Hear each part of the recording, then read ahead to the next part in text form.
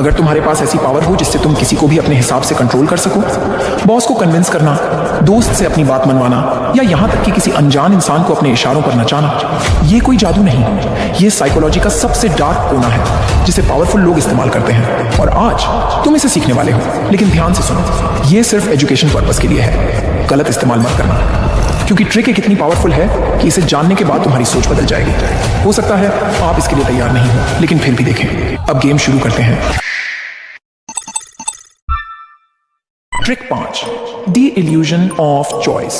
क्या तुमने कभी सोचा है कि लोग तुम्हारी मर्जी से डिसीजन क्यों नहीं लेते?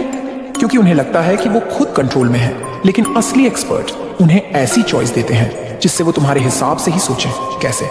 मान लो तुम अपने दोस्त से चाहते हो कि वो तुम्हारे साथ बाहर चले। अगर तुम सीधे बोलोगे चल बाहर चलते हैं, तो शायद वो मना कर देगा। लेकिन अगर तुम उसे ऑप्शन दो, भाई बाहर जाना है, पिज्जा हट चले या डोमिनोज, अब खेल बदल गया। अब उसे लग रहा है कि वो खुद डिसाइड कर रहा है, लेकिन सच में तुमने ही उसकी चॉइस लिमिट कर दी और वो किसी भी हाल में हाँ बोल देगा। यही टेक्निक बड़े ब्रांड्स, बिजनेस और पॉलिटिशियन इस्तेमाल करते हैं। लोगों को चॉइस का इल्यूजन दो, लेकिन असली कंट्रोल तुम्हारे हाथ में रखो। लेकिन रुको, अगले ट्रिक से तुम किसी से भी हाँ कहलवा सकते हो। Trick 4, the yes ladder technique. अगर तुम्हें किसी से बड़ा फेवर चाहिए तो सीधा मांगने पर मना कर देगा, लेकिन अगर तुम छोटे छोटे हाँ बुलवाते जाओ तो उसका दिमाग धीरे धीरे तुम्हारी रिक्वेस्ट को एक्सेप्ट करने लगेगा। कैसे? सोचो, तुम अपनी कंपनी में प्रमोशन चाहते हो। अगर तुम सीधे जाकर बॉस से कहो सर मुझे प्रमोशन चाहिए, तो बॉस का जवाब होगा अभी नहीं, अगले साल देखते हैं। लेकिन अगर तुम इसे यस लैडर से अप्रोच करो, पहले छोटा फेवर मांगो, सर क्या मुझे इस नए क्लाइंट मीटिंग का हिस्सा बनाया जा सकता है? मैं थोड़ा एक्सपीरियंस लेना चाहता हूँ। अब थोड़ा बड़ा स्टेप, सर क्या मैं इस प्रोजेक्ट के कुछ एक्स्ट्रा रिस्पॉन्सिबिलिटीज ले सकता हूँ? अब बॉस को हाँ कहने की आदत पड़ चुकी है। सर क्या मैं लीडरशिप वर्कशॉप में जा सकता हूँ? इससे मेरी स्किल्स और बेहतर होंगी।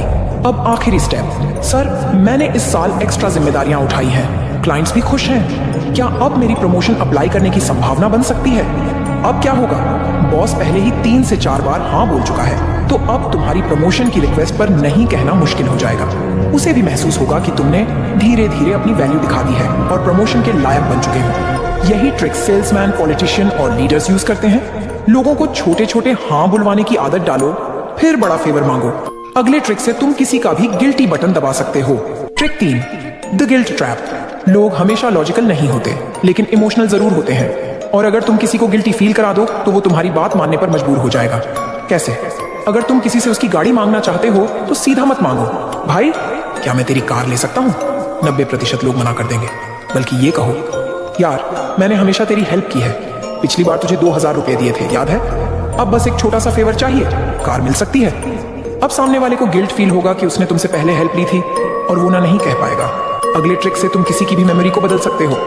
Trick 2, false memory planting. हमारी यादें परफेक्ट नहीं होती, हम जितना सोचते हैं उतना भरोसेमंद हमारा दिमाग नहीं है, और स्मार्ट लोग इस कमजोरी का फायदा उठाते हैं। अगर तुम किसी को बार बार एक झूठी बात कहो तो उनका दिमाग इसे सच मानने लगेगा। मान लो कोई पॉलिटिशियन चुनाव जीतना चाहता है, लेकिन उसकी इमेज लोगों के बीच उतनी मजबूत नहीं है। अब वो फॉल्स मेमोरी प्लांटिंग का इस्तेमाल करके लोगों के दिमाग में अपनी ताकत और लोकप्रियता की फेक मेमोरी डाल सकता है। रैलियों में वो कहना शुरू करेगा, जब इस शहर में बेरोजगारी थी मैंने अपने दम पर 5000 लोगों को नौकरी दिलवाई। अगली बार वो मीडिया में बयान देगा, हमारी सरकार के आने से पहले लोग गरीबी में थे, लेकिन हमने पूरे राज्य में 70% लोगों की आर्थिक स्थिति सुधार दी। अब वो इंटरव्यूज में इस बात को इतने कॉन्फिडेंस और डिटेल्स के साथ बोलेगा कि लोग सोचने लगेंगे, अरे हाँ शायद सच में इसने ऐसा किया होगा। रिजल्ट, लोगों का दिमाग इस झूठ को सच मानने लगेगा और वो बिना ज्यादा फैक्ट चेक किए इस पॉलिटिशियन को वोट देने के लिए राजी हो सकते हैं। और इस तरह फॉल्स मेमोरी प्लांटिंग ट्रिक काम करती है। अब ट्रिक 1 के लिए रेडी हो जाओ। Trick number 1, the power of silence. जितना कम बोलोगे उतना ज्यादा कंट्रोल में रहोगे। ब्रेन साइकोलॉजी क्यों कहती है कि खामोशी में ताकत है? लोग सोचते हैं कि बातचीत में बोलने वाला पावरफुल होता है, लेकिन असली ताकत उसी के पास होती है जो सुनना जानता है और चुप रहने की आर्ट में मास्टर है। जब हम चुप रहते हैं तो सामने वाले को डर, डिस्कम्फर्ट और इनसिक्योरिटी महसूस होने लगती है। इंसान की नेचुरल आदत होती है कि वो ऑकवर्ड साइलेंस को भरने के लिए बोलता है। कैसे अप्लाई करें? मान लो तुम्हें अपने किसी दोस्त पर चोरी का शक है और तुम्हें उससे सच निकलवाना है, तो ये कभी मत कहना, भाई तूने चोरी की। सीधा सवाल बचाव करेगा। बल्कि ये कहो, भाई मुझे सब पता है। फिर चुप रहो। जितनी देर तुम साइलेंस रखोगे, सामने वाला घबराने लगेगा और खुद ही सब सच उगल देगा।